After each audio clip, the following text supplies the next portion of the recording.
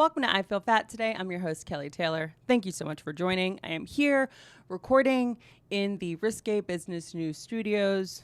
Thank you, Laura Sogar, for letting me utilize this space. It's beautiful. It looks great. Happy to be here. You can actually check me out on the Risque Business News podcast this week. I was on there with May and Laura talking all things Free Britney. We had a lot of fun. I knew a little bit too much information on it, but I definitely recommend checking it out. It was super fun. Also, if you haven't already, subscribe to Risque Business News podcast on YouTube. And then after you do that, while you're already on YouTube, hey, you're already there, head on over to the I Feel Fat Today podcast page on YouTube and give us a subscribe. Appreciate it. That's all you gotta do. You just gotta subscribe. And if you happened, to trip and fall and click on a video, you can see the full video podcasts of I Feel Fat Today there, where you can give it a like or a dislike. You can leave a comment. You can say, this is great. Or you can leave a comment being like, this sucks. Either way, I'll take the engagement.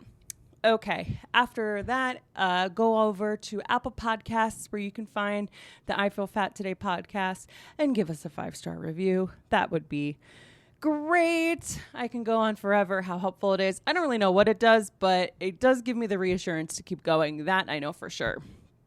You can also find the podcast on Spotify.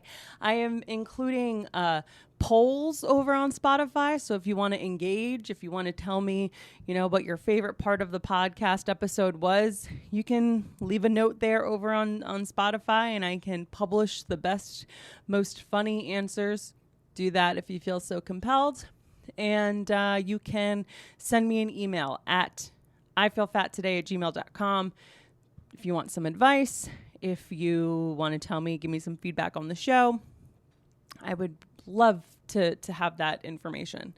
Okay. Is that all I have to go? Is that all the housekeeping? I think so, right? YouTube, Apple, Spotify, email. Oh, follow us on Instagram at I Feel Fat Today. And you can follow me, your host, Kelly Taylor, at Hello, This is Kelly, over there on Instagram. I hope to be posting clips of the show soon. I just got to get on it and do the work. And once I do, it'll be there for you to enjoy. Great. Okay. In the news this week, we are going to get right into it. Happy New York Fashion Week.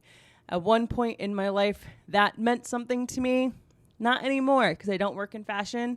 And gone are the days where I would be running around the city doing God knows what. And I like to still lurk on the internet and follow the different shows. And one of the shows that stood out to me was the Victoria's Secret fashion show, because Victoria's Secret has not had a fashion show since, I believe, 2018 or 2019.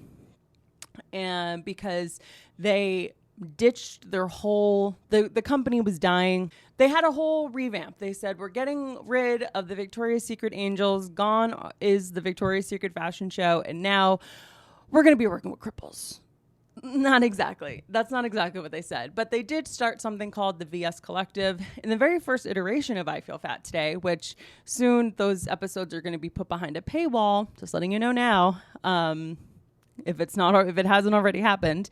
I did have an episode where I went into Victoria's Secret and how they're ditching the angels, and they've created something called a VS Collective, which is women of all different kinds of shapes, sizes, and abilities. I believe someone, a part of the VS Collective is like an athlete. Another was, a plus size model. Another was someone that, I think is in a wheelchair. So it definitely was a move in the right direction. We'll just have to see. Did they execute it correctly in the year of our Lord 2023? Let's see. Let's find out. Okay, so what I'm going to read today is from the New York Times. It's a review of the show. I'm going to be including some photos here as just a visual guide. So if you aren't listening on YouTube, go over there to check that out. And we're going to get into it. Let's see. Did Victoria's Secret miss the mark? The Victoria's Secret fashion show returns, but not as you knew it. The This is by Vanessa Friedman, and it came out September 7th, 2023, so very recently. The last time Victoria's Secret had a fashion show was in 2018. For more than 20 years, the show had been an annual event, an extravaganza of babes in Thongland, like Barbie through the lens of Paul Verhoeven. Broadcast in more than 100 countries to millions of viewers, it got ever more absurdist until the Me Too movement and social change finally brought the curtain down along with the profits, leaving the company wrestling with just how out of step with women's sense of self it had become. The company retired the signature angels in their push-up bras and panties toting around ginormous 30-pound wings and replaced them with the VS Collective. I just gotta say, shout out to the push-up bra. That thing got me through college. I don't think I would have been able to get through Montclair State without that damn Victoria's Secret push-up bra. Talk about a catfish. Okay. The VS Collective, a group of women of notable accomplishments and notable diverse body types. It announced that it wanted to be the world's leading advocate for women. And then on Wednesday, Victoria's Secret finally brought back the show. Sort of.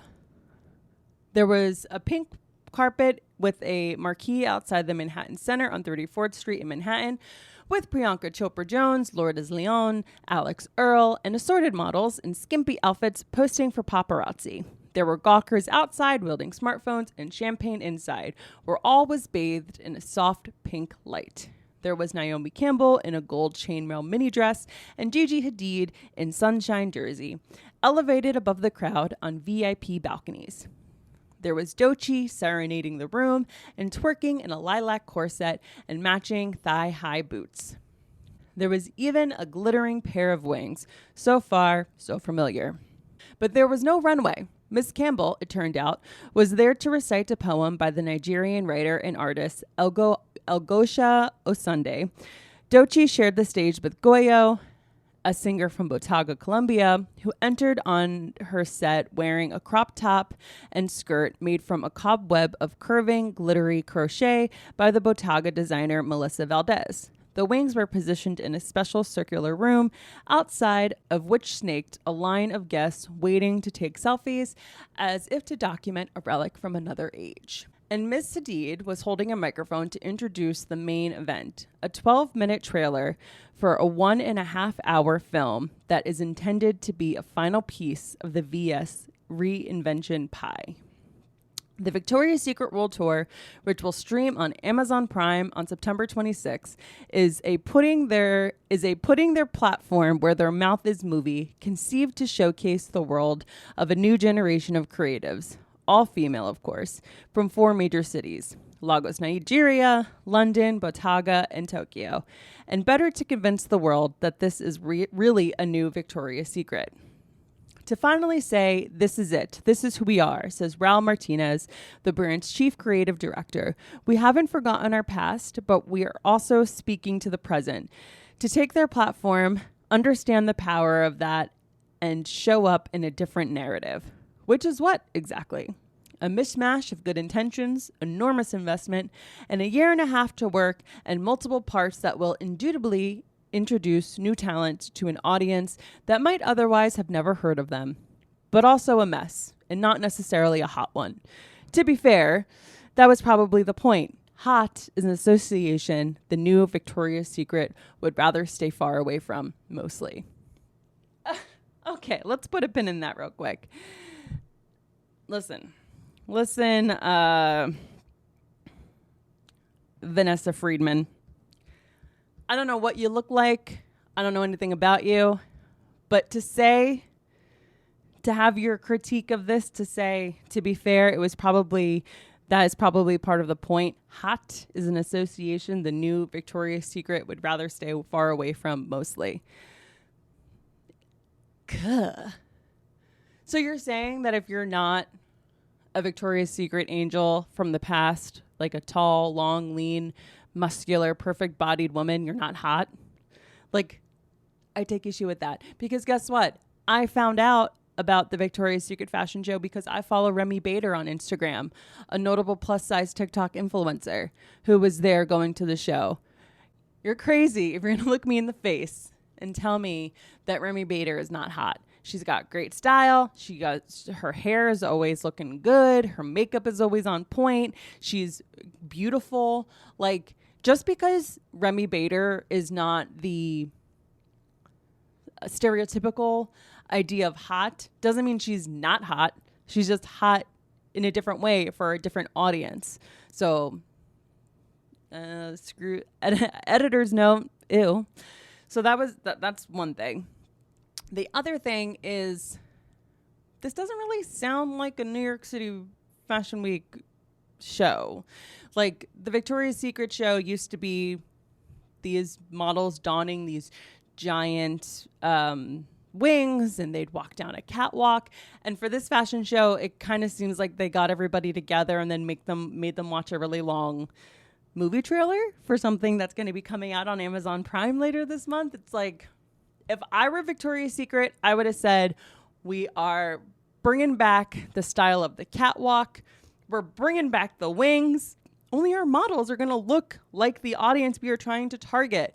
We have lingerie for those that are wheelchair bound. We have nighties for plus size women. We have it all. Come see them strut their stuff down the runway. Like, that would have been a lot more empowering than just having, like, you know, Naomi Campbell and Gigi Hadid read a poem. Anyways, I digress. Going on tour. Grounded by 5 different mini fashion shows by 5 different designers from around the world whose collections were almost all brought to Spain and filmed in the Corbero building, a masterpiece of brutalist concrete arches in Barcelona. The flick in its full incarnation features a diverse cast of models: Audit Acek, Lila Moss-Hack, Honey Dijon, Julia Fox, and Neil Salt among them, as well as some former angels making a return to Earth like Adriana Lima and Candice Swinpole. Miss Hadid plays a silk rope ironclad MC trying to help make sense of what's going on, offering up such observations as, "It's been 5 long and lingerie-less years since my last Victoria's Secret fashion show." Doja Cat guest stars as the requisite musical artist, as well as the only cast member in classically sexy undies. But the fashion and musical segments are interspersed in short documentaries among projects from the VS20. Yet another group of women, 5 from each featured city, including one designer, one who made the clothes in the fashion shows from the Barcelona set, one filmmaker who made each city's documentary, and 3 other creatives like painters or poets or musicians, all of whom were handed a blank check by Victoria's Secret to do whatever they wanted. That doesn't sound smart. Which, it turns out, often had little to do with Victoria's Secret in particular, and more with what it means to be a woman and the meaning of the body in all of its imperfect glory. And like the clothes in the fashion shows, which range from gossamer silver knits by London designer Supriya Lili to exposed raffina fringe pieces sourced from across Africa by Bubu Agissi, a designer from Lagos, the projects are not being mass-produced. The art won't be used by Victoria's Secret for any purpose beyond the film. In other words, it won't be commercialized, thus underscoring the company's altruistic desire to give women as big of a platform as possible while receiving nothing in return. Except, of course, Victoria's Secret receiving something from its relationship with the artist. The various stamps of approval from individuals who may otherwise never have given much thought to a lingerie brand known for making women into popsies. What was that? The various stamps of approval from individuals who may otherwise never have given much thought to a lingerie brand for making women into popsies. What the fuck is it? What is a popsies? Let me Google this. I read this before, but I must have skimmed that.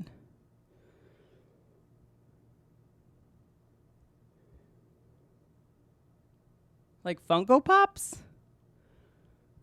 I hate Funko Pops, by the way. I think they're so dumb. Oh, according to the internet, Popsies, by definition, is an attractive young woman. I hate the way this person writes. Okay, so the various stamps of approval from individuals who may have otherwise never have given much thought to a lingerie brand known for making women into attractive young women. Okay.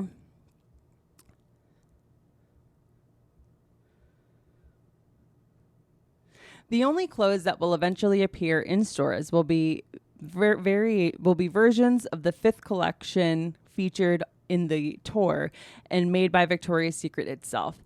Heavy on the bustiers and cordistry, with the occasional leather bra, top, and gold crystal hot pants, it is still free of the ridiculous accessorizing, balloons, elf boots, dumbbells that used to categorize the show. When asked in interviews before the film's unveiling, if they were surprised when Victoria's Secret had reached out to them, some of the featured women laughed and said yes. Ari Wenger, the cinematographer who shot the Barcelona segment and whose most recent pre-Victoria's Secret gig was the Jane Champion movie The Power of the Dog, said the brand was not one that spoke to me at all growing up. Miss Augisi, the Nigerian designer, said she was so skeptical when she got the first email that she didn't even respond until she started getting messages from friends saying Victoria's Secret was trying to reach her.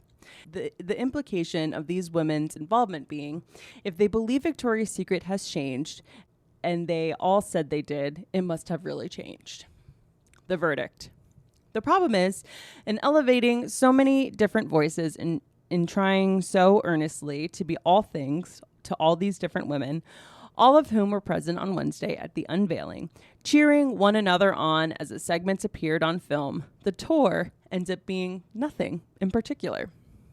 It's not enough in the end for a brand simply to say it stands for women. It has to offer up a coherent point of view on women and what it thinks women needs, especially if what it makes is underwear, the most intimate of garments, especially if it has the sort of baggage Victoria's Secret is toting. This may be why the most intriguing parts of the film come courtesy of Jenny Fax, the designer of the Tokyo segment. The London artist Malika Stark, a creative cordistry that forces confrontation with body parts most of us are conditioned to hide. Both of them directly confront the history of Victoria's Secret and then make it into something new. Miss Fax, for example, created a cast of its own middle-aged form with all its fleshy rolls, and from there molded shift dresses in her image out of the thermoplastic polyurethane for her models to wear. She mixed in patches of old Victoria's Secret lingerie, giant lacy bras and chiffon nighties, collaged together into colorful versions of the otherwise banal house dress. Miss Stark delved into the actual Victoria's Secret archives and had a play session with the wings and other infantilizing accessories of the past, only to reclaim them and recontextualize them as part of her own art. She put them all on bodies the former Victoria's Secret would never have let in the door. Together, their work tells a story about confronting these old mores and prejudices, the ones the company was originally complicit in creating, in the most iconically positive way. In their hands, underwear becomes a statement of liberation, and that's an identity Victoria's Secret could work with. Indeed, to coincide with the preview party, Victoria's Secret posted a new campaign on Instagram featuring many of the models in the movie living life on the streets of New York. Walking around, getting their nails done, standing outside the dry cleaner, while wearing vintage wings. It is awfully fun to watch. All right. That was a review of the Victoria's Secret fashion show. And here, if you weren't following from what I was reading, They have designers from around the world. All of this is culminating into a movie on Amazon Prime. They have designers from all around the world that created pieces specifically for this movie. Nothing's going to hit the market. Nothing's going to go to market aside from one of the designers' more commercialized looks that you then can go and purchase from a store. What I am interested in seeing is what are those market creations going to be? Because that really is the true tell. This movie can be whatever. The movie is one thing, but in reality, are you putting out product that women from all backgrounds, shapes, sizes, like, do you have the diversity aspect in your product? That remains to be seen. I haven't walked inside a Victoria's Secret in God knows how long. To be honest, I get my underwear and bras from Amazon. Am I gross? Is that like a weird thing to do? I don't know. They have good bras. I don't know. That was that. I'm definitely going to watch the Victoria's Secret collective, whatever, that comes out on Amazon Prime later this month. We'll see what that's all about. I think it'll be able to kind of contextualize this article better. And yeah, we'll see. But yeah, that was a little New York Fashion Week article for this week on I Feel Fat Today. So we'll see. I did not like some of the things that this writer, Vanessa Friedman, said. Like, hot is not part of their image. Like, no, I think part of their Victoria's Secret's new image is that, like, hot doesn't have to be segmented to one specific group. Hot is all of us. Hotness isn't just whatever your body is serving. Hotness is confidence. Hotness is fashion. Out of here. All right. This week's guest. Wow. I had a great conversation. She's very funny. She's a stand-up comedian here in New York City. She has a podcast called the Good Girls Gone Sad podcast, which you can actually go to live. Good Girls Gone Sad live podcast with Sid King and Becca Stephenson will be live at Caveat Saturday, September 16th at 7 p.m. Mark your calendars. Ticket link will be in the show notes description. Be sure to check that out. And you can also check out my episode of the Good Girls Gone Sad podcast from a few months ago. I'll link that in the show notes as well, so you can check out that. We had a lot of fun. Okay. My guest this week is co-host of the Good Girls Gone Sad podcast. She's a stand-up comedian here in New York City, and boy, is she an all-around good gal. Please welcome the very funny Becca Stephenson. Welcome back to I Feel Fat Today. I'm your host, Kelly Taylor, and here we are at the Risque Business News studio. We're going to be recording out of here for the next few episodes, so I hope you like it. It's a really great studio. With me this week is my fabulous guest. I'm so excited to have you on. Please welcome Becca Stephenson. Thank you for having me. Yes, absolutely. How you doing?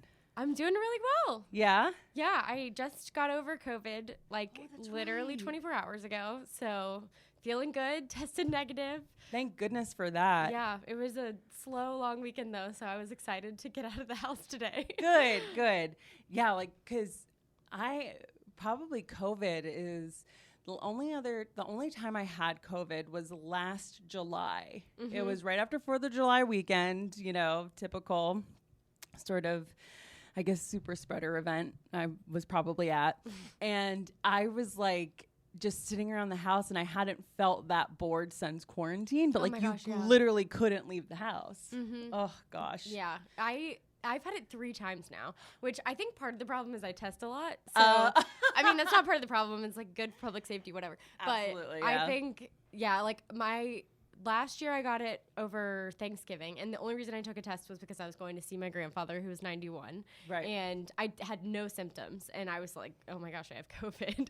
And then this time I did feel bad. So I was like starting to feel badly on Monday, took a test Tuesday, and was like, cool, guess I'm not going to my cousin's wedding this weekend. Oh no. But again, like, I don't know that I would have tested if I wasn't traveling, so it's like. Right. You were gonna fly out for that? Yeah, we were supposed to fly out Thursday. Okay. Oh gosh. I know. That sucks. I felt bad until yesterday, which was Monday.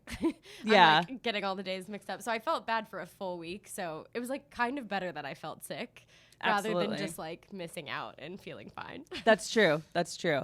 Okay. So you were gonna fly home? I was going to fly to Atlanta, Georgia. Okay. And where's home for you? I'm from North Carolina. Okay, awesome. What part of North Carolina? I'm from Greenville. It's the eastern part of the state. Okay, so that would be more inland. It's like closer to the water. Oh, closer to the water. I never eat sour watermelon. Yeah. It's like an hour from the beach, or hour and a half-ish from the beach. Okay, cool. I don't know. My only experience with the Carolinas is having cousins that moved there when I was in like middle school to South Carolina. They moved by like the beach. And we would drive through North Carolina. I don't have any other experience with North Carolina we have good otherwise. roads. That's one perk of North Carolina. Yeah.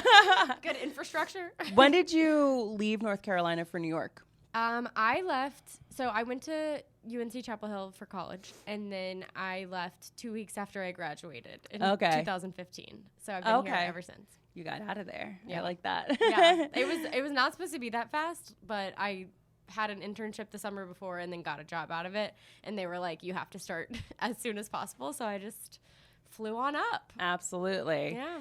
Okay, so like what is the I was going to say what's the vibe in North Carolina? But that's not what I want to ask. Like when I think, cuz North Carolina is south. Yeah. There's like southern ladies there. Definitely. You know, yes. like church going, you know. Yeah, we're in the Bible Belt. You're in the Bible Where Belt. I am. Okay. So, yeah. And we'll get into a little bit of like your experience with, you know, growing up with religion. But what I'm curious, because I feel like I've been like interviewing people from the East Coast, like the northern East Coast. And so being that you're from the South, like here's the thing about the South. You guys have the best food. We do have good like, food. come on. Like, I remember visiting my cousins in South Carolina and just being like, I get to go to Bojangles? Oh, it's yes. so good. Bojangles, so good. So good. Oh, gosh. So Southern comfort food is very real. Do you have like, I feel like people from the South have the ability to eat Southern comfort, and it doesn't always show that they eat Southern comfort, or what's that like? I don't know. I mean, I've always had kind of like a sensitive stomach, and my mom is really healthy, so like everything we would eat was very nutritious. So then I would go to like Bojangles and then like have some stomach issues. Right. To be proper. But yeah, so I've never been able to like really fully handle like all the butter and stuff like that. Right. But yeah, it's a real thing. Okay. So what is, do you have any siblings? I do. I have two. I'm the youngest. Oh, you're the baby. Yep. God, that's so funny. Okay. Two sisters, brother or sister? I have an older sister. She's 5 years older than me. And then my brother is in the middle. Okay. Oh, I'm the middle child. I feel for your brother. Okay. So of my siblings, I was the sibling that was like the odd man out, in that, like, you know, my brother was tall. My older brother was tall and lean. And my younger brother was he's 6 years younger than me. He's, you know, it's hard to compare. But for you, like, do all of your siblings kind of like look the same in terms of like body type? That's a good question. Similar. Like, I feel like we're all of average height. Right. Like, I'm probably at the bottom of the average range. My sister's at the top of the average range. She might be she's like 5'7", so she might be a little taller. But my brother also average. So I feel like we've always been kind of like similar body types. But yeah, I was like really teeny tiny in high school, and I had like a weird growth spurt in college. Really? That's so funny when that happens. Yeah. And I was not late to starting puberty or anything. I just like grew like an inch and a half in college, and my body type changed. So So 5 years is a pretty good difference between you and your oldest sibling. Mm-hmm. So I don't know if you can really relate to this, but did you compare yourself to her? Did you strive to want to be like her? Like, what was your relationship like with that? Yes, I was like definitely very enamored with my sister, and she thought I was annoying. Of course. And I'm sure I was, but yeah, so we did like a lot of the same activities, which I think is always kind of fraught. Right. Like yeah. we both danced, and like I always like wanted to do dance because she was a dancer. Like I always just kind of wanted to do the stuff that she was doing. So I think in that way we did compare ourselves, but it wasn't like we were like, there were other people in my dance studio whose siblings were like a year apart and they were competing for like a part in the Nutcracker. Right. We never had that, thankfully. Yeah, you didn't fall into like the same sort of brackets age wise. Yes. Okay. So how were you you've been a dancer your whole life? Mm-hmm. Yep. I started when I was like 3, I think. Oh my God, that's so cute. Mm-hmm. Yeah. My mom says I used to like show up. I'd like put on a little tutu to go pick up my sister from the studio, like probably like hoping to get discovered, you know? Yeah, absolutely. But yeah. And then I danced a little bit in college. I mean, again, like this is just me fully copying my sister. I like joined the dance group that she had been in at Carolina before me. That's so funny. And so I did that. And then I think I quit like my senior year. So I was pretty much dancing until I was like 21-ish. So you've always been a performer. Mm-hmm. Yes. That's I love awesome. the stage. Yeah, Love the you really attention. do. Amazing. Okay, cool. So when was the concept of dieting like first introduced to you? Meaning, did you discover it when you were like elementary age, middle school, or was it something that was like you became more aware of your body in high school? Actually, being that you grew up as a dancer, maybe you have a little bit of a different relationship to dieting. Yeah, it's an interesting question. I was thinking about this earlier because like my family is very into like exercise and health. Oh my God, you guys do turkey trots? No, we don't. Oh, okay. We're not that type of family. Although I married into a turkey trotting family. It got you anyways. Yeah, so we'll see what happens this year. But yeah, so my family's like, my dad was a big runner and always wanted us to run, and we were not doing it. Not good at sports. But like my extended family is like, you know, 2 of my uncles played like Division I sports. Like I just feel like there's kind of this expectation in our family of like health and fitness. So I think like nobody was ever like on a diet. Like I don't think my mom's ever been on a diet that I know of. Just a lifestyle. Yeah. Okay. But I think that I first was introduced to the concept at the dance studio, or like first, you know, I'm sure I read about it in a magazine or something. But I think the first time I really was confronted with dieting as a thing was at the dance studio, and my dance teacher would have a nutritionist come in like once a year or so and talk to us about nutrition and, you know, staying healthy and things like that. Okay, that's interesting. So I hadn't heard of a situation where the group you were in was aside. I think dancing is a sport because in terms of endurance, in terms of physical ability, you have to be an athlete. So I'm thinking, actually, when I had Laura Sogar on, we talked about dieting because, as you know, she's a swimmer. And so I, you know, wondered what that was like. And she had spoken to many professionals about, you know, nutrition. And so how old do you think you were when like a nutritionist first came into the studio? That they would have like you actually sit and be a part of it? It was probably like high school, like early high school, maybe like 8th grade, 9th grade. But right. I just vividly remember, this is like so specific, but so in 9th grade, the like big thing that you could be in the Nutcracker was Snow and Flowers, which are like the big ensemble pieces. Okay. And I was in Snow and Flowers. There were like 4 of us in the 9th grade. We were so excited. And then she brought the person in to talk to Snow and Flowers because a few people like didn't fit into the costumes. Oh, so okay. So it was like very much like, it's interesting because I feel like when people who played sports in the, you know, traditional sense of the term, like, right. Like Laura was learning how to like fuel her body. Yeah. And that was not what we were talking about. Like, I'm sure there was some element of that, but it was like, how to be skinny. Right. So that you Okay. can fit into the costumes. That's Things okay. like that. So I thought when you said that, I'm like, okay, in quick mental math, I'm like, okay, it's either that or it's like we're worried about some girls being a little bit too skinny and thin, and we're worried about anorexia being present and other eating disorders. That too. Like when I was growing up, there were definitely a few people who like really struggled with eating disorders. Right. And so it was always kind of like a touchy subject. Oh, I mean, I think people would like blame the dance teacher, and I don't necessarily think it was her fault, but I don't know that. And yeah, no, that, I mean, it's like chicken or the egg. Who knows where that comes from? But. Yeah. And just confronting anybody that has an eating disorder, you kind of run the risk as the confronter that the person that you're confronting is going to blame you for, pointing out, the sort of elephant in the room.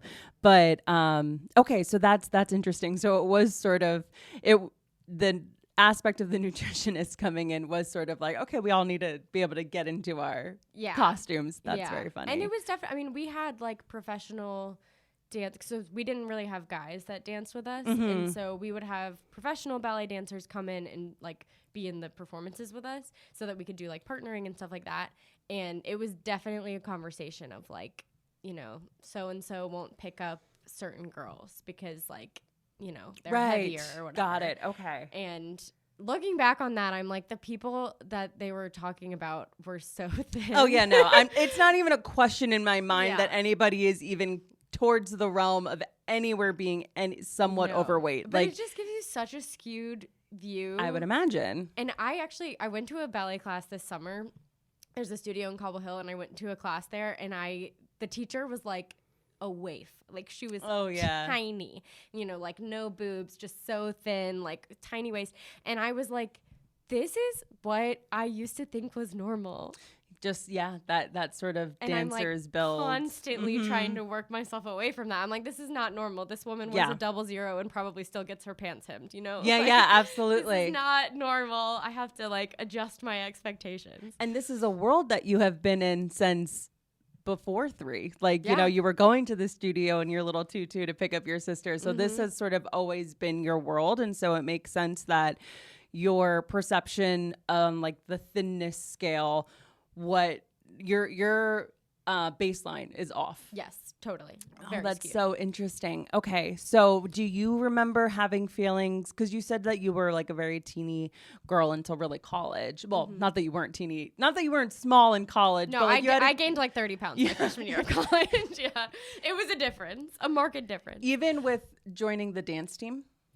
Yes. Yeah, it was like twice a week-ish. And so like what I was doing before when I was in high school was like every day after school pretty much we were dancing for like every day, 3 hours or more, and then a lot of times on the weekends too. So it was a lot. And so in college it was kind of like it was more fun. Like, I wasn't like in an official competition. School. Yeah, it was Got it. We were called the Star Heels. So if that tells you anything about like I love the how names. serious we were. I love the names of these dance troops and these groups. That's so funny. Yeah, it was like more fun than anything else. Right. Okay. So do you remember when you were in more of the competitive dancing where you're like, you're trying to get into specific shows with specific roles? Do you remember having this feeling of like, I have to stay within a certain weight, or was that just sort of natural to you? I think for the most part it was natural to me because I remember my freshman year, one of my friends being really upset by the nutritionist conversation and like her mom was furious and called my mom and was like, is Rebecca upset about this? And she was like, I don't know what you're talking about. Like, she hasn't brought it up. She hasn't mentioned it. And it just, it like flew right over my head because I was like, I assume they don't mean me. But it really like bothered my friend. And like, I think she tried to go on a diet and, it was a whole thing because her mom was very much anti-diet. Like, we're not doing that. But I feel like the first time I really thought about it for myself was my senior year. I was Clara in the Nutcracker, which is, the main chick. Yeah. And she wore this like little nightgown that was very thin. And years before I had overheard somebody say to the current Clara, like, you better watch your weight because I've heard they'll say something to you because everything shows. And so I'm like, in this role, and I was like, I am not gonna be talked to. No one will talk to me about this. Yeah. And looking back, I'm like, I don't think that's true. I don't know. Maybe it was. But I don't think that was like every single Clara gets like brought in and talked to about her body, because like the girl who was Clara before me was like a little ball of muscle. Like I don't think that's true. No, you caught something, and that is the crazy thing that I'm finding with all of this when I'm having these conversations. You just caught one thing, and it just like a tick embedded into your brain, and it's just, and now like when you're presented with it, when you now are Clara, you're thinking, I don't want this to be brought up to me, and now I'm worrying about this. That is so interesting. I know. I also remember one of the guys. So we had these professional guys come and dance with us. We also had college students come from East Carolina University, because they have like a big musical theater program. So they would come like practice with us. And this one guy was picking me up, and he was very short. Like he was probably my height. And I remember him just being like, I can't pick her up. She's too heavy. And that just like burned in my brain. And I was like, I know I'm not overweight. Like I know that this isn't a thing, but it still like stuck with me. And I was like, well, I have to be able to be picked up by this guy. And so I don't remember being like, I'm going to go on a diet or anything like that, but I definitely remember that being in the back of my head. It just sounds like such a him problem. Oh my God. God. He is a college student. And I'm sure that's what he meant. He was this tiny dude trying to pick up an adult. Because he's also a dancer, which is like a very small frame for men as well. But I just wanted to be like, you need to be stronger. He didn't even think about it. No. He's like, oh, I didn't just give this person eating problems for the next 20 years. Oh, just gosh. can't figure out. Okay, so I was going to ask, I was going to bring up your podcast a little bit later, but like I'm noticing a little things that in what you're saying that I'm wanting to touch on. So I'm just going to bring it up now. So you have a podcast that I've done. It's very good. It's called Good Girls Gone Sad. And I love it because I totally relate to being a good girl and, growing up and having to be a good woman. And trying to break from that. Yeah. And so when you were saying that, when you were preparing for the role of Clara in the Nutcracker, you didn't want to, have anybody say anything to you about, maybe needing to fit into the costume. And knowing you on the personal level that I know you, I know that it's not that you didn't want to be spoken to because you didn't want your weight to be acknowledged. It was because you are a good girl. Oh, yeah. I don't want to get in trouble. You don't need to be spoken to. I just got read like a book. I just know you. know you. No, that's 100%. And I just didn't want to it's just better if you're just not bringing attention to it. You're just not making waves. Following the rules. Everybody's happy. Oh, man. Okay. So that's just very funny that I caught that. But okay, so what is your history with being a good girl? Well, I do think it's very intertwined in the dance of it all. Oh, okay, yeah. Especially, I think all dance has good girl tendencies in the same way that like gymnastics or like any kind of intensive activity does. But I think ballet in particular, because you're like, it's a everyone's looking at you all the time and you're striving for perfection, and like you can't get to perfection, but ballet is definitely about like how perfect can you be. So I think there was a lot of that. And then I also grew up going to church, which is what led us to start our podcast. Sid and I have that in common. And so we talk a lot about like, feeling like we need to follow the rules and even the arbitrary rules about sex and like things like that. So I think it's all kind of like wrapped up. It's just like a perfect storm of rule following. Absolutely. There's even an aspect of rule following when it comes to food and religion, like, don't be a glutton, that sort of thing. One of my favorite aspects of your podcast is the Good Girl Dictionary. What is glossary. It? The Good Girl Glossary. Which it should be dictionary. No. Good Girl. I love alliteration. I love alliteration. It doesn't make sense, but it rings so No, nicely. Good Girl. I was thinking Good Girl Guidebook. Like I couldn't. Glossary. Okay. So one of the things that when I was preparing for your podcast, that you gave as an example of something we could put in, you said performative reading on the beach or something. Yeah. Journaling. Performative journaling. Performative journaling. Yeah. That's a big like Southern Christian culture thing because you go on these like retreats to the beach, and so then I didn't know that. Yeah, so we would do like sunrise prayer, and we'd like go out on the beach, and you'd like write in your journal, and very much a lifestyle. Very much a lifestyle. Okay, that's funny. All right. So what do you think? Do you think the aspect of being a good girl like had an impact on your body image at all, or was it just like, I want to be this full package of a good girl? Yeah, I think, I think a little bit of both, because I think a lot of people who struggle with body image are perfectionists and like wanting to reach that perfect, pinnacle, whatever that is for you. And I definitely relate to that a lot. But I also think that like, I just never wanted anybody to worry about me. I never wanted to be a problem. Like, I just never wanted that. And I also I think that like I really loved being tiny. Like, yeah. I think that's so annoying to say and be. No, but like I think that's how I felt in high school, is like that was part of my persona. Yeah. And I was just like this little good girl, and then I went to college and, gained 30 pounds and was like, okay, what am I now? Okay, so what did that do to your mental health when you go to college, and now you're no longer this tiny girl that you identified with?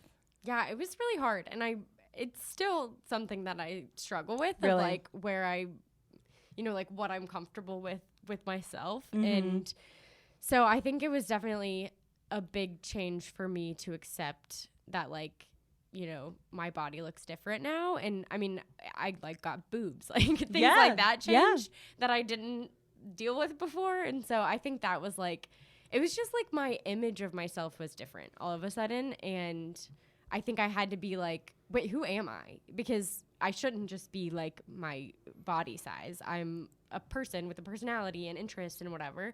So I think college was like kind of a harsh transitional time for me because of that. Like, it was great. I had wonderful friends. It was really lovely, but like I wouldn't go back right now. Yeah, absolutely. It's so, you're saying this, and what kept repeating in my mind is this is why we can't compare ourselves to other people, and this is why comparing yourself and talking about comparing yourself to somebody can be really just damaging, is the only word that's coming to mind, because someone like you who had this, 30-pound weight gain, as you've described, you probably still looked like what society would say is a very like small framed, thin person. You're 18 in college. You're technically an adult, but you're like still, a girl person.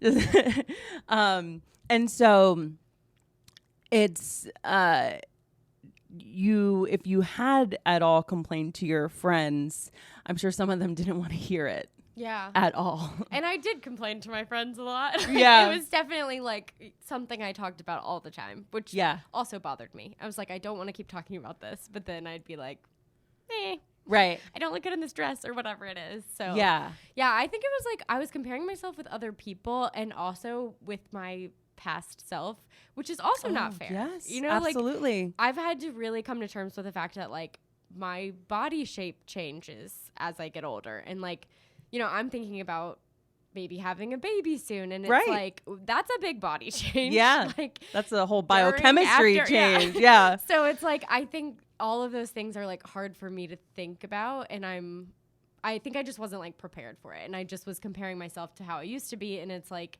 it doesn't mean it was wrong. No, it's very funny hearing you say at 18, you were comparing yourself how you used to be, and it's like how you used to be at 13. Yeah, oh my God, literally my therapist says that all the time. She's like, so when you say that, like, are you talking about yourself at 17? And I'm like, yeah, I am. You're right. You're right. I know what 17-year-olds look like. I got it. It's just so funny to think, like, it's like our mind puts us through hell for no reason. Yeah. Like, why are we even? It's terrible. Oh my gosh. Okay, so you were in a sorority in college. I was, yeah. As was I. And I would say for me personally, when it comes to the sorority, I hadn't bought getting into the sorority was the thing that got me to be like, oh, I should shave my legs. I should wear thongs. Like, I don't need to wear granny panties. You know, nothing wrong with granny panties. Shout out to the granny panty. I love a control top. But like in college, you know, I'm 18. I'm a young 20-something, and like, you know, I'm not owning thong underwear, and I didn't have much confidence, and so I think at the time, and looking back too, I think that the sorority for me was like a really good sort of character building, get out of my shell, because I did have so much of this good girl thing. That is someone who went to college in New Jersey, and a northern sorority is far different than a southern. Yes. So what was your experience like for you on like a, you know, sort of character building / body image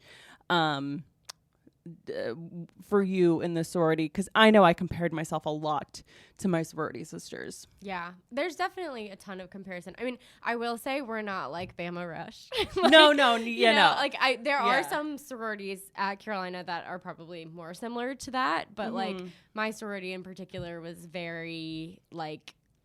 But your nationals are Southern. Yes. Yeah. And I don't even know how to like describe. Like my sorority, everybody was like pretty studious. Not everybody. Most people were pretty studious. Like we were kind of like nerdy on the, you know, spectrum. But then I feel like people were almost like I don't know how to describe it. I think when people think of Southern sorority girls, they're like perfectly made up, like hair closer to God, like whatever it is. And we were like slobs. Like it's they're still girls. Yeah. And we were like disgusting. Like we wore like, you know, I would go to the gym and then I would go straight to class, and I'd be wearing my like Nike shorts and like an oversized t-shirt and like shoes, and that's how I went to class all the time. Like never a stitch of makeup, nothing. So I feel like it's such a funny thing to think about, because like I was comparing myself to people, but not in the way that I think you would think of. Yeah, totally. But I definitely, I mean, like you're eating all your meals together and stuff, and I feel like my friends in particular, like eating was a social thing. I mean, that's not unique to my friends. I think that's just a thing. Yeah. But like we were very into like food and going out to eat and like things like that, and then you start drinking and everything.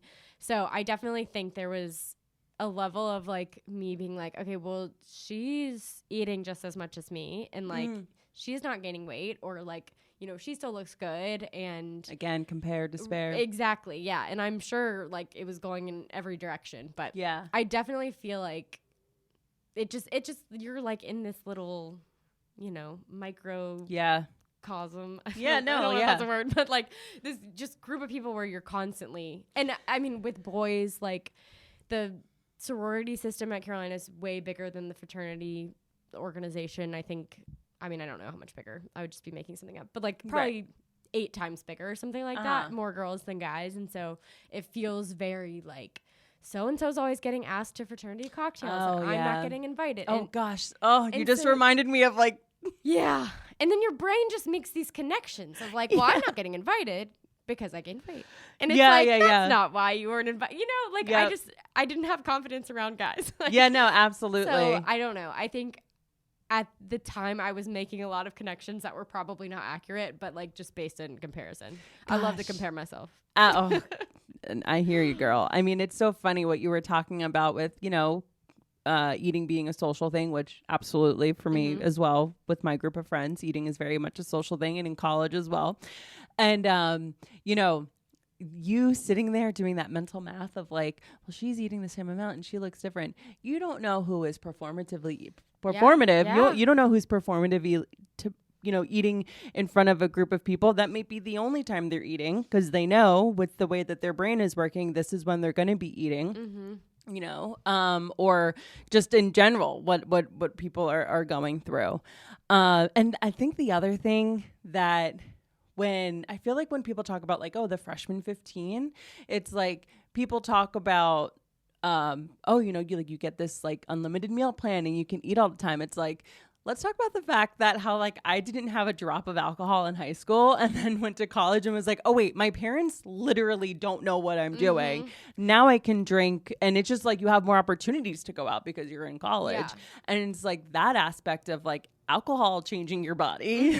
I remember, I think it must have been my junior year, I got MyFitnessPal, which I have a long-term on and off toxic relationship with that my app has been on my phone since I got an iPhone. I literally don't think I've ever deleted it. No. I just like put it in a little folder when I don't feel like I need it, and then I bring it back out. Absolutely. Same boat. I've seen a lot of TikToks about people being like the MyFitnessPal to eating disorder Oh, pipeline, and I'm absolutely. like, oh, that does make sense. But I feel like I'm not like, I don't know, strict enough about it to be worried. But I remember like the first time I put like a glass of wine in my MyFitnessPal, and I was like, wait, what? Like, I'm only allowed 800 calories or whatever insane thing it gave me, Right, and then right. 100 of those is this glass of wine, which like definitely was bigger, than yeah. the serving size glass of wine. Yeah, that was a rude awakening. I just remembered my girlfriends and I did Weight Watchers together. We were out of college and we were working in the city, and one of our bosses like knew the CEO of Weight Watchers. Like the person had just taken over as CEO, and she was like, "Girls, let's do Weight Watchers." And I was like, "I've been doing Weight Watchers my whole life with my mom. Like, sure, I'll get them. I'll do Weight Watchers." And afterward, we're hanging out at my friend's place, and we go to put the wine in, and it was like 12 points. Oh, and we're like, no. we don't have any points for dinner now. Well, and that's the problem is that Yes. like your little 21-year-old brain is like, Yeah. okay, so I'll just drink. Like, yeah. I don't need dinner. Literally that, which is like, what? Yeah. No, that's insane. Like now I would never No. drink any alcohol without some food in me. Like that is just so insane. I have some friends as adults who still do that. Like, Oh, yeah. they'll like drink their dinner or whatever, and like at work functions, just sloppy. No. And I'm just like, don't you feel like you need to like control yourself a little bit so you don't have anxiety tomorrow? Obviously, we don't operate the same way. Oh my God, but I did the Special K diet. Oh, Did you ever do that? Of course I did the Special K diet. I actually loved that diet because I didn't like fruits or vegetables until I was like 22. Yeah. And I loved cereal. This So I was like, college. You were doing Special K diet. Okay, that's amazing. I was like, this is the best diet ever. I can just eat cereal and Yeah, little so bars. what the Special K diet was like a bowl of cereal in the morning, a bowl of cereal in the evening, and then a sensible dinner. Yeah, and you could have like the little The one of cereal the bars. snack bar. Yeah, things. absolutely. Oh, and they also had a protein like water thing. Oh, You could like pour it in your water. Oh, right. Okay, like the packets. And That's I was funny. on board with the Special K diet. I don't even remember if it worked, but Probably not. no. Probably just made you poop a lot. Honestly, not at probably. all. I was gonna say probably not at all. For Yeah. me, knowing how carbs work. Did you ever do Slim Fast? No, I didn't. Ugh. I always thought it looked kind of gross. I that was something where I was like, I like people seeing that I'm drinking Slim Fast. Yeah. Like I don't care if it's gross. I can convince myself that it's not. Yeah. Even though it's disgusting. I do vividly remember, like, this was probably sophomore year. My friends, one of my friends would say, like, shocks body into wellness all the time. And it, like, I still say it to this day. Like, I'll send her a picture of a green smoothie and be like, shocking body into wellness. Like, Oh my like, gosh. surprise, these are vegetables. But I just remember. I'm writing that down. I just remember we were, like, gonna drink 3 of those naked smoothie things. Oh yeah. Like, and that was gonna be like our juice cleanse. Yep. And I'm like, that's probably like 50 grams of sugar. Oh yeah. Per, like, I can't think of anything that gives you less nutritional value and more just like straight up sugar. And we were like, it's a juice cleanse. Because that also was when we were doing those juice cleanse. That was when it was like trans fats were the enemy. Oh, We didn't yeah. even know about sugar being a problem. Sugar No. being a problem came about in like 2016 when the keto diet got popular. So, and these companies selling us this all new. They were the ones Yeah. that were creating the Putting more sugar in it so Yeah, you eat more. yeah, absolutely. They were creating the zeitgeist of sugar not being the enemy, and it's all about trans fats. You got to watch the fats. Oh gosh, so that's very funny that your history with because you didn't grow up in a dieting family. You had a lifestyle, like a healthy lifestyle family. So, like, I've spoken to many people on this show where it's like, oh yeah, my mom was always, on Jenny Craig, or she was doing this, doing that, and that sort of influencing your history with dieting. And it's very funny that your experience with it is like, oh no, the girls and I. I did it on my own. It was, Yeah. it was a fun activity as a grown adult. That's so funny. I love that. Okay, so is there any sort of like, do you have any foods that like you won't touch? Well, I definitely relate to the bagel thing. I know you've talked about it. Right. So the idea of one bagel being 10 slices of bread. See, I heard it was 5 slices of bread. It's all over the place. 5 you can like excuse every now and then. Yeah. You know? I don't know what's true and what's not. In my head, it's 10 slices and I still eat the bagel. Mm-hmm. But I do like, I feel like I'm a lot, like I'll go get ice cream or something, but then I'm like, I can't eat white bread.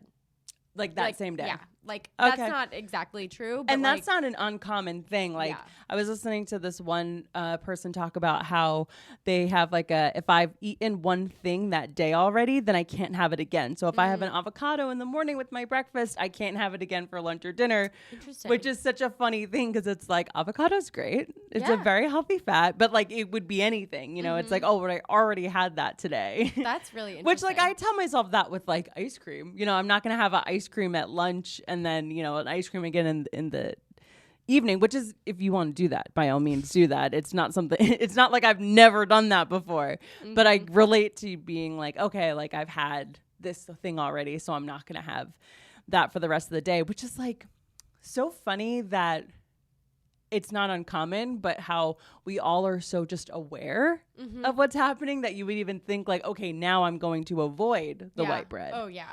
Well, I feel like, I mean, I don't know. I feel like that was kind of my like replacement. Like I'll just have, you know, I really won't eat dinner and then I'll just have a lot of dessert. Right. And I was just, because I was in this calorie in, calorie out mindset, not like actually what's nutritious and what's going to like, you know, help me be a human. So I feel like I did a lot of that. And I do have like in the back of my head, like I know how many calories everything has. Yeah. And I don't like that. I it's not a good way to be. Don't get to the how point where you're so like, many of us are like that. It's just we can just estimate how much a calorie is, like how much, you know, a certain thing will be nutritionally, how many calories are in it. It's like it's a skill that people that think about their body and eating, just we can't get away from it. Yeah. Oh, okay. I actually thought of one.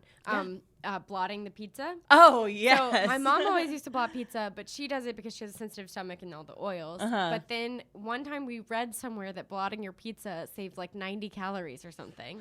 So and funny. I try in New York City, the city of pizza, like I try not to do that because I feel like that's rude to like, you know, get like a nice fancy Neapolitan pizza and dab it. But like if I'm going to Joe's, you're dabbing that dabbing. Pizza. Yeah. Joe's is a dabbable pizza. I'll give you that. I dabbed the pizza because I saw my brother doing it, and he said it was because he didn't want his skin to break out as much. See, I think that's probably valid. I think that's valid too. Also, I don't like the feeling of all the grease. Yeah. And I do think I don't know. I think it makes it a little bit more edible. But I did realize in college that's not socially acceptable to blot your pizza. Do that at a restaurant. And I was like, oh shoot, how am I supposed to eat this with the grease just sitting there? That's so funny. I hadn't even thought about not blotting pizza in front of other people. Yeah. Because I'm very much. It's gross, but I don't even know if I think about. Trying to think, because the last time I got pizza, I don't think I blotted it. But if I see obvious pools, I'm blotting. Yeah, we got pizza recently and I blotted it, and I hadn't blotted it in a while. But it was just, there's some types of pizza that are greasier than others, and I feel like I have to get the grease off. Absolutely. In the comfort of my home. It's so funny because if I don't see the grease, I'm not going to blot it. But if I see, it makes it so delicious. I'm not even thinking about I can't have this, so I'm blotting it. I feel the same in that I don't want to feel like I have to wash my hair after I've eaten this. But ever since I heard the 90 calories thing, I hadn't heard that. I'm you know what I could have for 90 calories? Chocolate. Yeah. Get this grease out of here. I can have a bowl of Special K for 90 calories. Okay, cool. Now, you earlier this year, very exciting, got married. Yes. So I did. Thank Congratulations. you. You look beautiful. Thank you so much. Oh my God, I was looking at your profile and I saw you had that video of you leaving your wedding and you completely wiped out. Yeah, I have a scar. Oh no, you I do. What a way to remember the evening. I know. It's pretty rough. It was on, so we were like walking out of the, we did our little grand exit or whatever with the sparklers. So fun. And I was wearing sneakers, and I had been wearing my heels the entire night, put on sneakers, fell, scraped my knee. It's like a baby giraffe learning to walk. Like you just like couldn't get used to being in the sneakers. But what happened was there was a little step down before we got to the car, and nobody told me. Oh. And Michael was not paying attention. That's the best part of the video is my new husband just does not notice his wife just take a tumble. But then we get in the car, and I'm like, Michael, I'm bleeding. And we were in my grandfather's car, and he's like the cleanest, like neatest person, and had gotten it clean for it and everything. And I was like, we cannot get this on his car. Men are crazy about their cars. Believe me. One time I spilt a milkshake in the back of my dad's like 52 Fairlane when I was a child, and I'll never forget it. I totally get it. Okay, so going into wedding planning, because like my friends and I in high school were obsessed with the show 4 Weddings. Oh, yeah. Mm-hmm. And so, like, not even in, like, the romantic sense of me thinking about my wedding day, I would think about getting married because I'm watching 4 Weddings. And, like, always had this feeling of you have to be your most thin, most beautiful on your wedding day, and that means you're skinniest. Like in my mind, I was just like, I remember seeing photos of like a bride getting married and her being a fat bride, and me being like, I could never be like that. Which is like, it's just like, this is just when people get married every day, like in all kinds of bodies, to all different kinds of people. So for you, like, did that come into play when it was like, oh my God, I'm gonna plan a wedding? Yes. Absolutely. Definitely. Yeah. Even actually before I got engaged, I was thinking about that. Oh, because like you knew you were going to get engaged like sooner rather than later. I knew the day. Michael's like really bad at secrets. Oh, poor guy. I was pretty confident it was going to happen that day. But I like even in the like pictures we took right after we got engaged, I was not happy with how I looked, which is really sad. But do you think that could have been a form of your anxiety manifesting in a way to be like, I'm anxious about this thing, and so now I'm going to target it at me, like being angry at myself for the way that I look, or thinking you look bad when you don't? I don't know. I think exactly what you were saying. Like I've always felt like I'm prettier when I'm thinner. Right. And I feel the same about myself. It's also what I've been told, but yeah. Well, and I don't really feel that way about other people, which is like interesting because I can like see other people and be like, oh my God, you look amazing at like any size, whatever. But I'm like, but for me, not me though. Yeah, like, absolutely. I just have this like perception that like I can't carry extra weight. And so I think that like, going into my wedding, I was like, I need to be so thin. Like I want my bones to like cut shoulder, like I want, absolutely. Like, I want like, bony shoulders. You like, want to be able to eat Special K out of your clavicle. Yes. But I was very wary because I did the whole 30 like 2018-ish. Okay. And I got like very into it, like too into it. Yeah. And I didn't like that. And I was like afraid to eat cheese after. And I told myself it was because of stomach issues, but I just like, I think it, it wasn't good. And I think that my personality tends to the extreme sometimes. So I was like, I want to be thin and I want to like feel good about myself, but I was like, I really cannot do that again. Yeah. That was really bad for me. So I think going into it, I was like trying really hard, working with my therapist, like talking to Michael about it a lot, like trying to get to a place where I'm like comfortable with myself without feeling like I have to like starve myself. Yeah. Which I think I did a pretty good job at. Good. And I'm happy about that. I really, I was not as like thin as I wanted to be, but I look at the pictures and I'm like, I look great. I was having a great time. And like, no one would think that looking at your photos at all. So I think like, and I think it's just, you have all these fittings and people are saying things to you like, don't lose weight after this fitting. Yeah, yes. It's just like, it's always on your mind. And like, it'll be the end of the world if my body changes at all. It's like, well, what if I'm, on my period right now and I'm a little bloated and when I get married, I'm not going to be like, so and much can happen. I was like a little puffy on my wedding day. Like I just felt, sometimes you just like. You also had to travel down home. That'll make you puffy. And my dress was like pretty fitted, you know, like corset vibes. And so, and I wanted it fitted because it was strapless and I didn't want it to fall down. Absolutely. And that was a whole other thing. But I like, so my mom was like zipping it up and it just like felt so tight. And I was like, I feel horrible. Yeah. And I just like, you know. But you look amazing. Right. And it's just like, it happens. Like some days you're puffy, some days you're not. Yep. Like you can't control it. And Yeah. I don't know. I'm glad I didn't get more obsessed because I have friends who like, you know, dropped 15 pounds the month before their wedding and like things that are really unhealthy and don't last. And I was really trying to be conscious of like, just trying to be more, like, I just don't eat a lot of vegetables. So I've been like really trying to eat more vegetables. Like I'm 12, but I'm like, so funny. I've been trying to like do like a real mindset shift, which has been a challenge. No, that is it's hard to do. Oh, having to rewire your brain is not for the faint of heart. No. Absolutely. And another thing with bridal that really gets me, and I love my friends dearly, and I want to be in everyone's wedding, when it's like, okay, girls, like we're going to go to this bridal salon to try on the bridesmaid's dress. I want to be a part of this. Like I'm so happy to be here. It is so hard for me to not lash out, to not be rude to the people around me when I have to try on a sample that is for Giselle Bundchen. Yeah. Literally, like, where do they get this sizing? I'm like, I can't even get a feel for how this dress looks on me because your samples here are for literally like a 12-year-old. And with that, even when it comes to like ordering a dress or looking at dresses in a salon, it's like the sizing is so off. Yeah, I was going to say that. It's very off.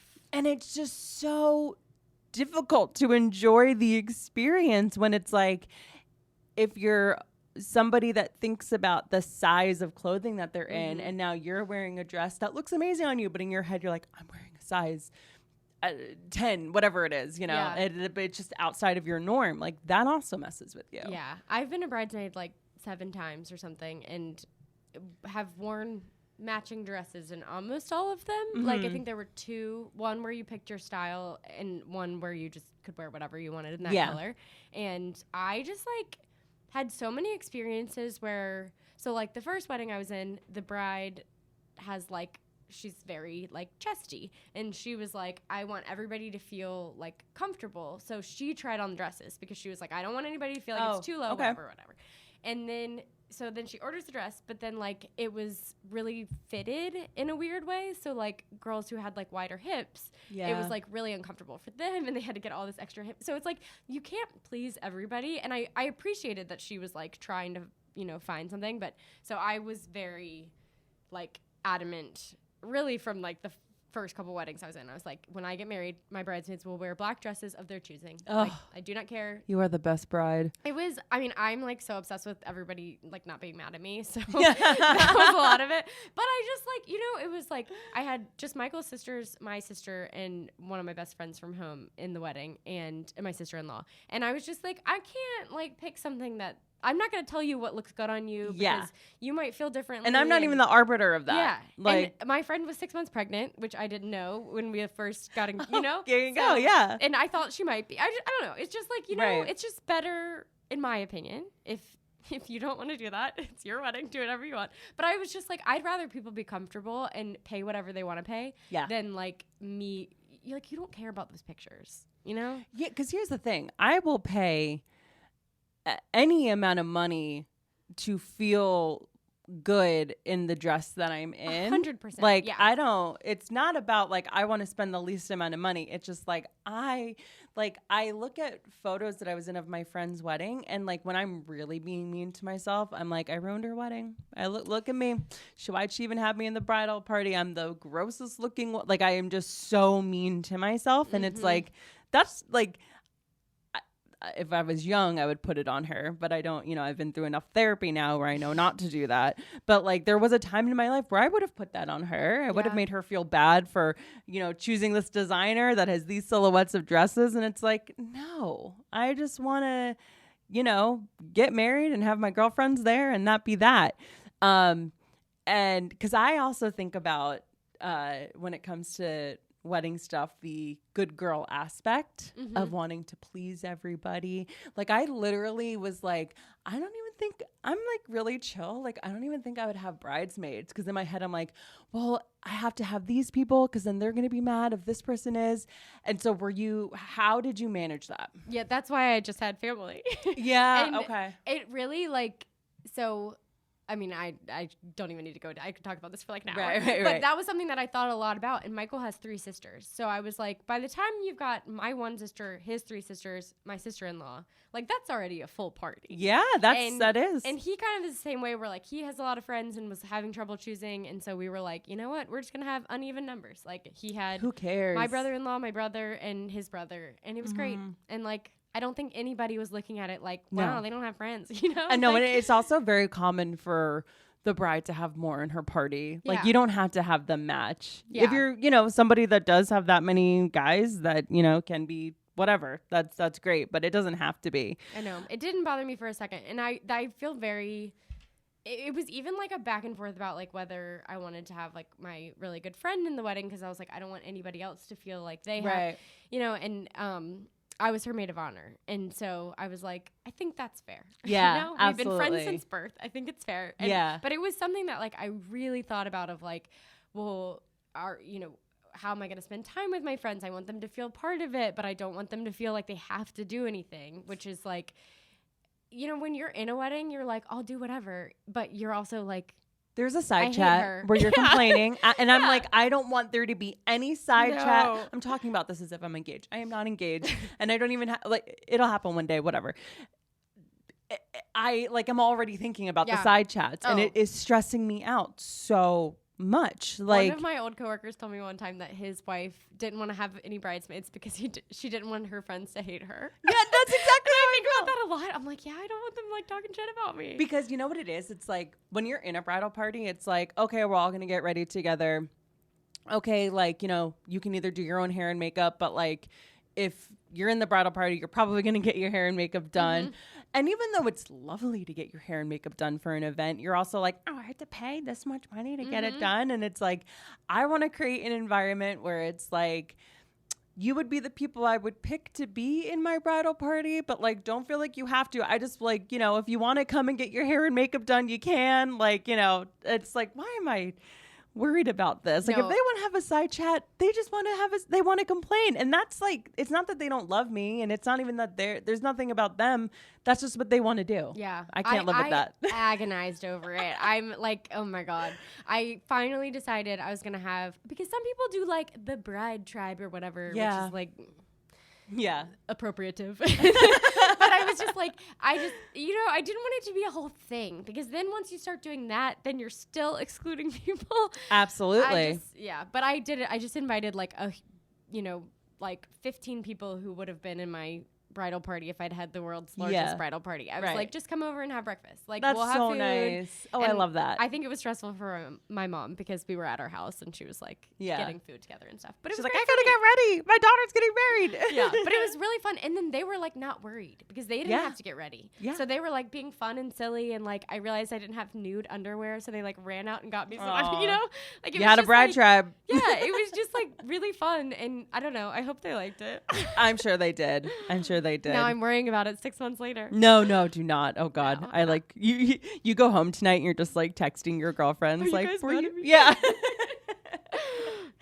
Oh gosh. Okay. So any other thing about your wedding that like you want to lament on a little bit or talk about, or when it came to when it came to how you felt in your body, did it all come down to the dress? Like, did you put a lot of pressure on the kind of dress? Did you have an idea of the dress that you wanted?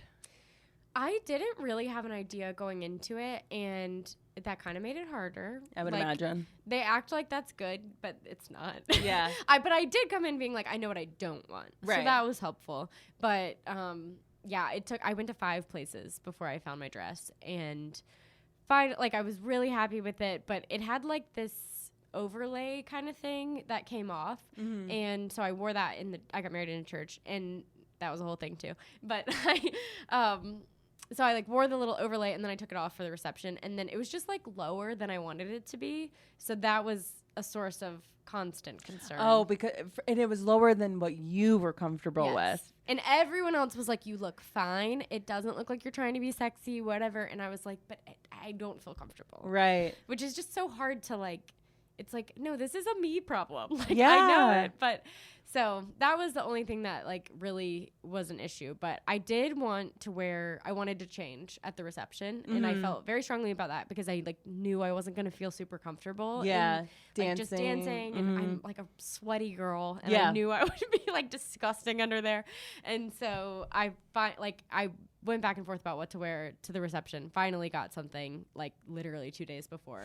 Loved it. Had a great time. Yeah. It was great. The best garment is like the one that, comes in last minute. Yeah. But I tried on so many clothes for this wedding. So many. So, knowing who you are, it makes sense. It's like, oh, I feel uncomfortable having, maybe feeling a little bit too chesty. Was it more that you were actually uncomfortable because this is not what you're used to, or is it like my grandma's gonna see me? Like, no, it was me. It was you. It was a Okay. me problem. Yeah, Absolutely. Like the woman who altered my dress, like she was like, "You got great boobs." She was just like, "I don't know what's going on with you." Right. Okay. And I was like, "Well, I don't know." But I have a weird, I don't know where it's from, but I have like I'm very modest, and I kind of always have been. And you would think that like being a dancer, walking around in a leotard, I wouldn't be modest, but I'm very modest. So even at my thinnest, I always went towards modesty. Like I just feel more comfortable. Like I'm thankful that in our years of going out in college, especially, it was like we went out in business attire. Business casual. Like, you mean I get to wear an oversized blazer over this bandage skirt that is like accentuating my curves? Sign me up. Throw it on. The bandage skirt. So real. And bandeaus were really in. And bandeaus were very much in. So like you're wearing a bandeau under your tank top. Yeah. You're not showing anything. I know. I saw a photo of me recently because you know how Facebook will have like the time hop, like on this day, whatever. So I'm still going through and deleting so much. I loved wearing a bandeau, and then like the shirt on top would be like a full blouse, but it would be sheer. Yes. Yeah. Oh, that was perfect. I knew that's where you're going. Yes, with that. absolutely. It was such a good look. Modesty girls. Yeah. I don't know where it's from because my mom is always like it's not from her. Nobody ever told me that I needed to cover up or whatever. Yeah. It's just like no one in my family understands it. They're like, you're so weird. Just wear That's something. so funny. I feel like for me, I did a lot of shopping with my grandma. And so like we would go shopping, and she has a great sense of style, but she's 6 years older than me. And so like we would go shopping, and she'd put something on me and be like, now that looks sharp. And I'd look in the mirror and be like, that looks sharp, but it's like, I'm ready to go to the courthouse that she worked in. Like, so funny. Okay. So that was your wedding. Did anything go amiss the day of your wedding that you're like, this could ruin it, but I'm going to persevere?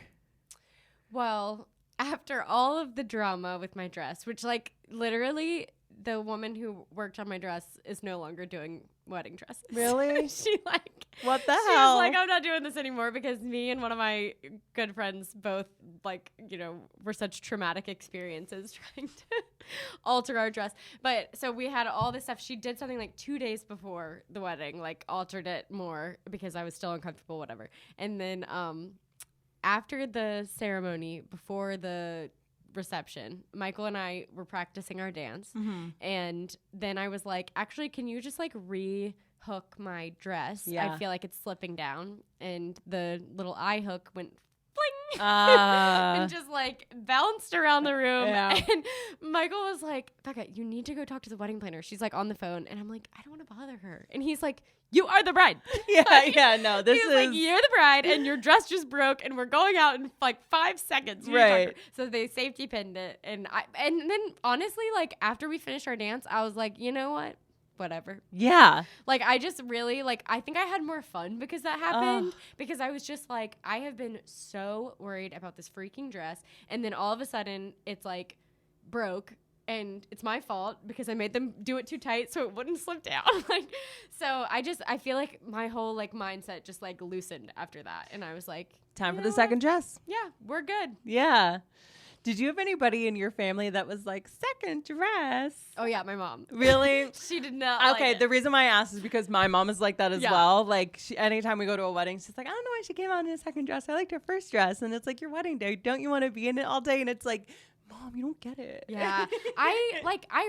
For me, it was about comfort, not the like look. I mean, I wanted like a fun dress, but I also just was like, I know I'm going to be uncomfortable in this dress all day. And yeah, look at that. It broke. I felt very strongly, but my mom was not on board. Yeah. So moms just, they know best. And so it's like, when you're not listening to them on this, it's like, why aren't you listening to me? I know best. And she was like, don't you want to like feel special? And I'm like, everybody's going to know I'm the bride. If they don't, we've got another problem. But yeah, I was not even going to wear a white dress for my second dress because I didn't wear white the whole weekend except for the wedding.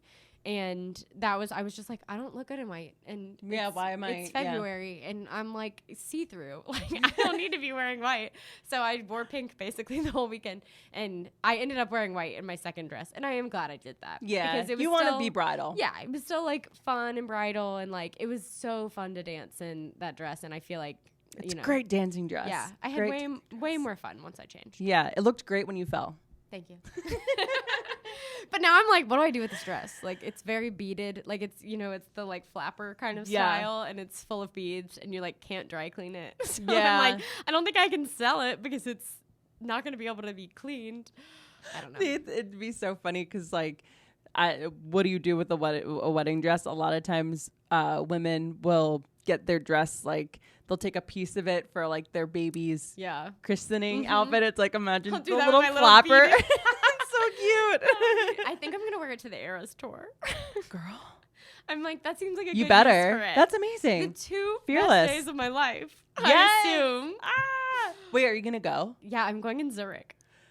You are I'm like sweating. That is amazing. I'm so excited. I'll tell you about it later. We don't have to get into it. I know. But please. I tried so hard to get tickets all across the United States of America. Never got tickets. Finally got them in Zurich. I was just very, very lucky where my friend lives. She had just moved to Colorado.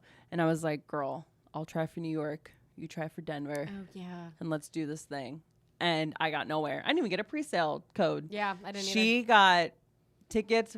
She got tickets for one night, and her other friend got tickets for the other night. So we got to go both nights. Oh my gosh, I'm so jealous. In Denver, and it was amazing. But don't be jealous because you're gonna be able to experience it in Zurich, which is awesome. I know. Hopefully, I'm nervous, but the only reason, no, this isn't the only reason. I would have gone no matter what. But yeah, Michael's cousin lives there. It's amazing when you have someone that like lives there. So yeah, that's how we were able to girl math it. Absolutely, yeah, that's what I did. We wanted to go visit them anyway. Yeah. How often are we gonna have family members who live in Switzerland? Yeah. And Taylor Swift is gonna be I said to Joe, I was like, Joe, you come. We do comedy. It's a perfect trip. It worked out perfectly. Are you gonna go to the movies to see the Eras tour? Or are you gonna wait? Decide. My sister it'll be after. Yeah, my sister's gonna come too. I think to Zurich and. She says she's not going to go see it in theaters, but I can't decide.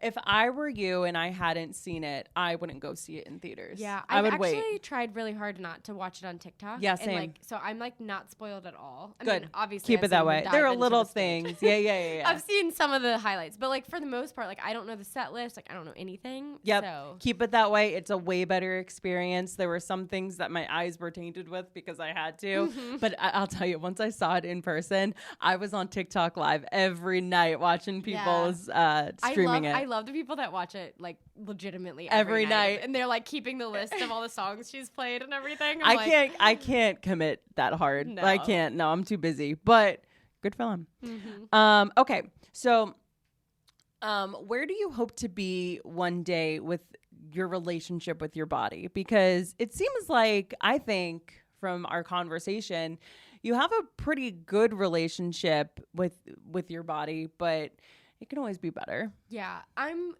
getting there. I'm like putting a lot of work into it and like thinking about it a lot, which I'm kind of like a little bit of an obsessive person. And so I'm like type A, you would say? Yeah, and I'm probably obsessing over it a little bit, but I'm like, I'm trying really hard to like stop focusing on just like wanting to lose weight or like whatever it is, and just like trying to be like feeling good about myself. So I think where I'd like to be is I don't want to be, you know, re-downloading my Fitness Pal. Yeah. And I honestly think about this a lot. Like when I have kids, I do not want them to like hear me talking about my body. And I feel pretty strongly about that. And I think that's like the one thing that I'd like to really work on before I feel like I can have children. And I don't know. I think it's always going to be a struggle, but I'm like, I need to at least be at a point where like outwardly I'm very confident in myself. You know, because I agree with you.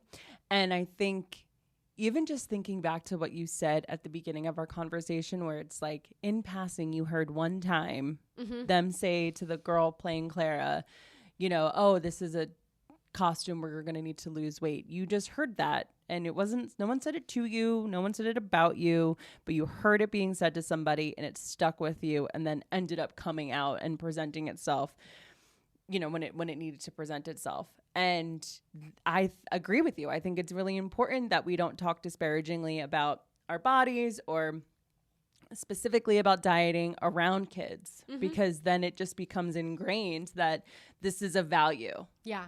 Totally. And I like to exercise. Like I've found exercise that I enjoy, which like took me a long time. Yeah. And so now I'm like, I'm trying to, I would say I'm mostly out of that mindset for exercise. Like I'm not just feeling like I'm exercising to burn 300 calories so that I can eat 300 calories. Right. But like that's been kind of a shift. And so I'm like, I just want to get to a place where like I'm actually eating healthily because like I want to feel good, not because I want to look good. Yeah. And I think that I still have a ways to go, but I would just like to be in a place where I can like, you know, feel really comfortable in my clothes and whatever. And honestly, like I do not feel comfortable in a crop top, and I'd like to just feel comfortable in a crop top. Like I've literally thought about just forcing myself to do like a crop top challenge where I like, you know, wear a crop top to Pure Barre like every day for 2 months or something, because I'm like, plenty of people are comfortable in a crop top in all different body shapes. And like, I would love to be just comfortable any day in a crop top. And so maybe someday I'll do a crop top challenge. You should, because I don't think they're going anywhere, because I don't even know if they sell full shirts anymore. I don't think they do. Yeah. Well, and if they sell full shirts, they like cover your butt. Like there's no, it's like there's shirts for like 65-year-old women and shirts for like 20-year-olds. Because I can't, I'm always trying to find the perfect cropped, because I agree. It's like either way too high or the shirts are way too low. There's this thing I got on TikTok Shop, which I don't recommend indulging in, but sometimes I see a product and I'm like, I'll use this every day. It's called a crop tuck. And it's literally just this like band of elastic that you can adjust, that you put over your torso, and you just tuck your shirt. Instead of tucking into your bra, you tuck into the crop tuck. That's smart. And you can make the perfect, because sometimes the reason why I like a crop top is because just like my body shape, I feel like it hits me at the right points where it's like gives me more of an hourglass frame, whatever. Because like if I'm in a shirt that's too long, I feel too dumpy. I totally agree. And so I try the crop tuck. Maybe that'll be like a nice little put your toe in the water. Yeah. Well, I used to feel like I like would hide in kind of like tunicky tops. Yeah. Oh, the tunic. That just doesn't look good on me. And I'm done with the tunic. It took me so long to realize that like I look better in fitted things. Like no matter what size I'm wearing. Like that, I just that's better on. I saw some TikTok that was like knowing your like body shape or whatever and how to dress, and then you like look so much better no matter like, you know, who you are. And I was like, that is so true, because I feel like I have to like tuck in a shirt and wear like high-waisted pants, and then I'm like, I look good. Yeah. But if it's like a long shirt, I'm like, ooh. Yeah. What are we doing? Why do I look like Humpty Dumpty? Like I can't. I totally agree. After that, I want to figure out color theory. Like I want to know, okay, what is my palette? That. Oh, you did it? Yeah, I'm a clear winter. Clear winter. I'll look and let you know. I let am me a know. winter. I know that. Oh, that's exciting. Yeah, I did it before. I was pretty sure I was like whichever one I am. I was pretty sure I was that. And then my mom was like, "I'll get you like a color consult if you want to." Like, so cool. Yeah, because there's shout out to mom. Yeah, there's this like influencer that she follows who does that, and so she had a sale, so I did it, and then she just told me exactly what I thought. And she was like, oh, the like lipstick color that you wear is actually the right color for you. It was just so you're just on point. Confirmation. But yeah, I was like, good to know. That's interesting. That's very cool. Yeah, I would like to do that one day. Okay, cool. Anything else you want to, depart us with or anything like that? Or I feel like we covered the lot. I know. This was very cathartic. I mean, so glad. I feel like I'm also like, I feel very exposed. I have to say, like, there are people that really like open up on here, and I feel like gave the right amount of information. Like it was, don't feel like you trauma dumped. You didn't love bomb us. You didn't trauma dump. You didn't do any of that. Like, it was really insightful. I really love talking about just stuff with your, wedding, because that's something ever since I was a early teenager I've thought about, probably even younger, that aspect of it. And it just feels good to not be alone. Yeah, totally. I mean, honestly, what you said about like being young and just imagining yourself like thin at your wedding, that's such a thing. Oh, absolutely. It's like you know, I didn't even meet Michael until like a couple years ago, and I had always had a vision of what I was going to look like at my wedding. I didn't think about what you would be, but I knew what I would be. I was like, hope he's cute. Other than that, I better look amazing. Yeah. So did you meet Michael in New York? I did. He was actually living in Detroit. We met during the pandemic. Oh, amazing. Yeah. So we met on Hinge, and our first date was on Zoom. It was very pandemic of us. I love it. Yeah. That's so cool. All right. Well, thank you so much. Thank you. This was great. Oh, you're the best. All right. Oh, where can people follow you? Oh, you can follow me on, let's see, Instagram at the Becca Stephenson. That's Stephenson has a PH. And you can follow me everywhere else at @thereal_Becca. And by everywhere else, I mean TikTok and I'm private on X or Twitter. I'm going to delete it. I'm over it. I don't ever get on. But I also made a YouTube Shorts, but I don't post there. So you can follow me if you want. But yeah, and then you can listen to our podcast, Good Girls Gone Sad, anywhere you get your pods. Amazing. Everything will be linked in the show description. So head over there. I'm going to link the socials for Good Girls Gone Sad as well. And yeah, have a good one. Bye, guys. Bye.